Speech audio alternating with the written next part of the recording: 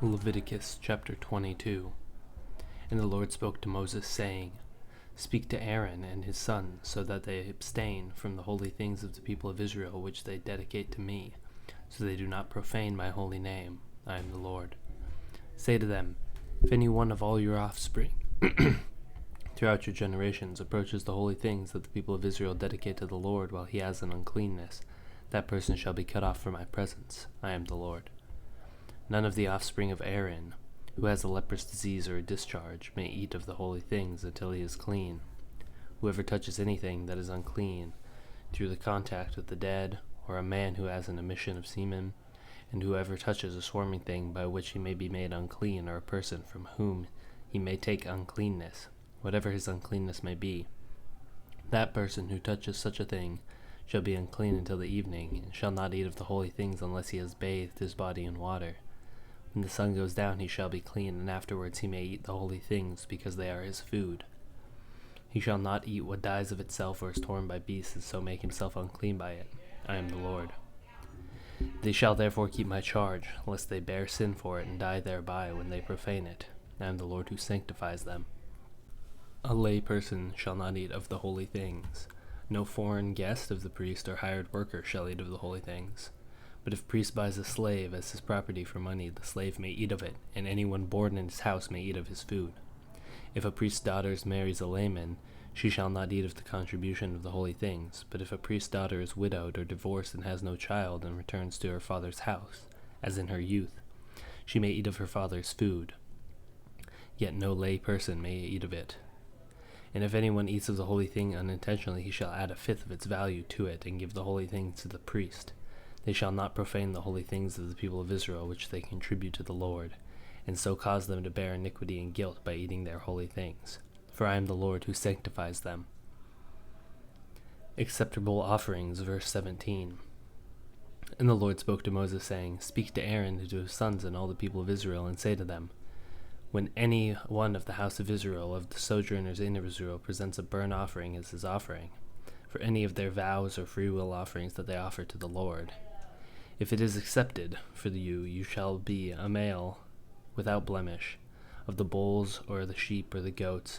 You shall not offer anything that has a blemish, for it will not be acceptable for you. And when anyone offers a sacrifice of peace offering to the Lord to fulfill a vow, or as a freewill offering from the herd or from the flock to be accepted, it must be perfect. There shall be no blemish in it. Animals blind or disabled or mutilated or having a discharge or an itch or scabs, you shall not offer to the Lord or give them to the Lord as food offering on the altar. You may present a bull or a lamb that has a part too long or too short for a freewill offering, but for a vow offering it cannot be accepted. Any animal that has its testicles bruised or crushed or torn or cut shall not be offered to the Lord. You shall not do it within your land. Neither shall you offer, as the bread of your God, such animals gotten from a foreigner, since there is a blemish in them because of their mutilation, and they will not be accepted for you. And the Lord spoke to Moses, saying, when an ox or a sheep or a goat is born, it shall remain 7 days with its mother, and from the 8th day on it shall be acceptable as a food offering to the Lord. But you shall not kill an ox or a sheep and her young in 1 day. When you sacrifice a sacrifice of thanksgiving to the Lord, you shall sacrifice it so that you may be accepted. It shall be eaten on the same day. You shall leave none of it till morning. I am the Lord. So you shall keep my commandments and do them. I am the Lord.